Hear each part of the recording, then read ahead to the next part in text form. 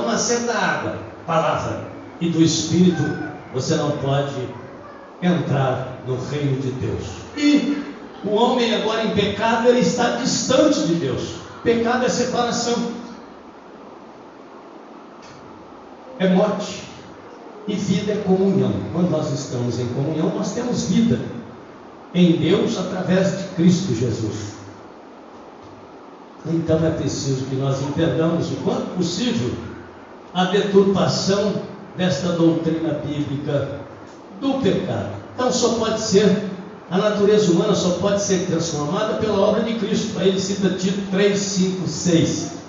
Mas se nós observarmos os milagres que Jesus realizou na terra, ele já começou realizando um grande milagre, que foi lá nas bodas de Caná. O que ele fez? Transformou.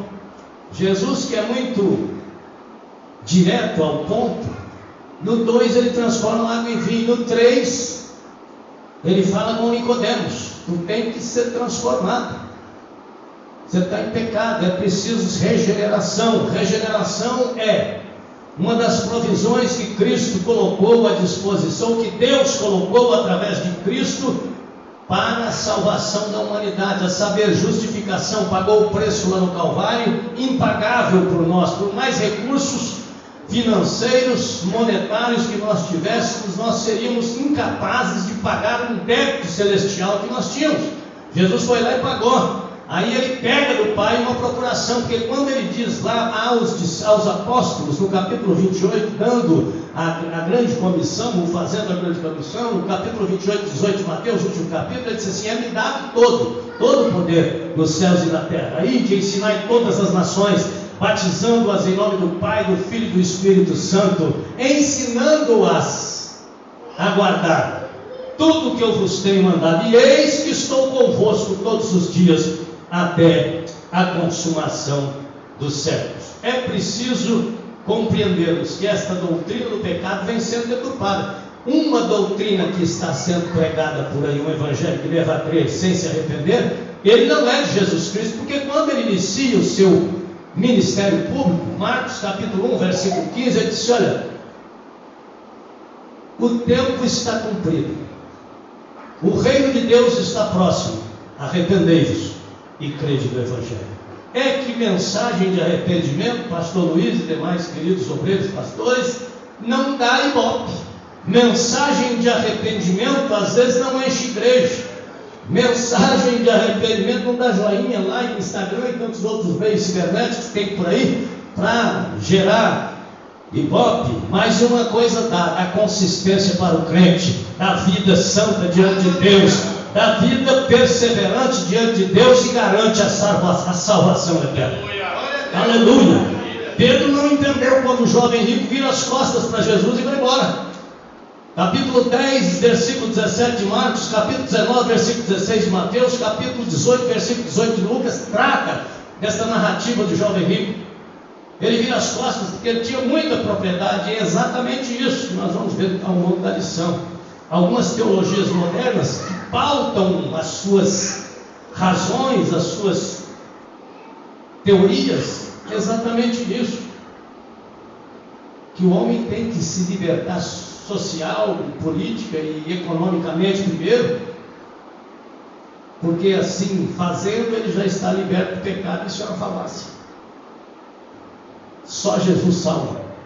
Enquanto Jesus não entrar no coração do homem e fazer a transformação necessária, ele não será regenerado.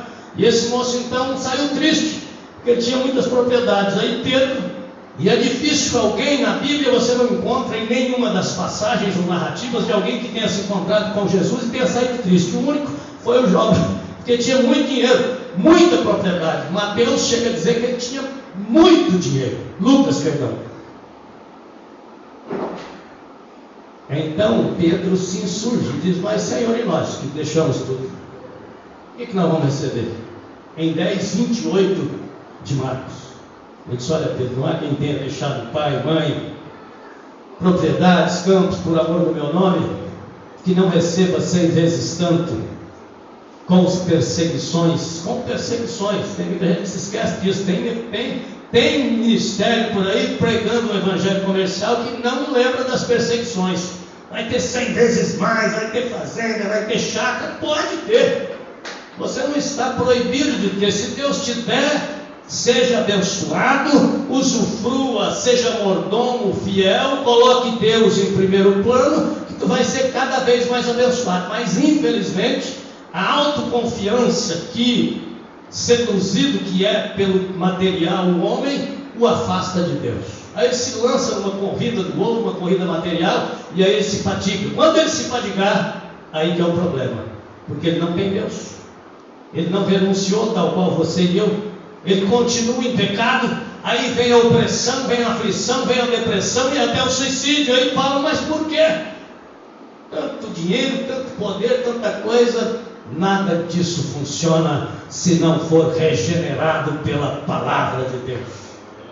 Louvado e bendito seja o nome do Senhor. Regeneração, justificação, pagou o preço. 5 provisões, e eu louvo a Deus, pastor Luiz, nesta noite, porque as consequências nefastas, deletérias, destrutivas da queda, elas foram muito grandes.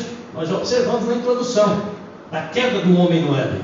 Mas eu louvo a Deus porque as provisões que foram colocadas à disposição deste mesmo homem, desta mesma humanidade, que Deus ama o homem, sem dúvida, é muito maior ainda que os efeitos terríveis da queda. Sabe por quê?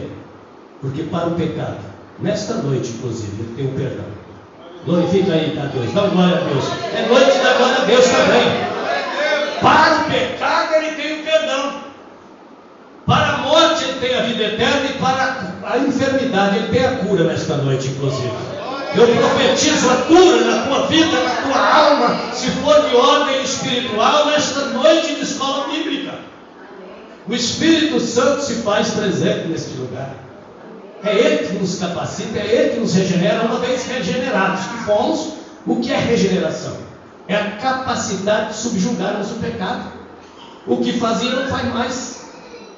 O que fumava não fuma mais.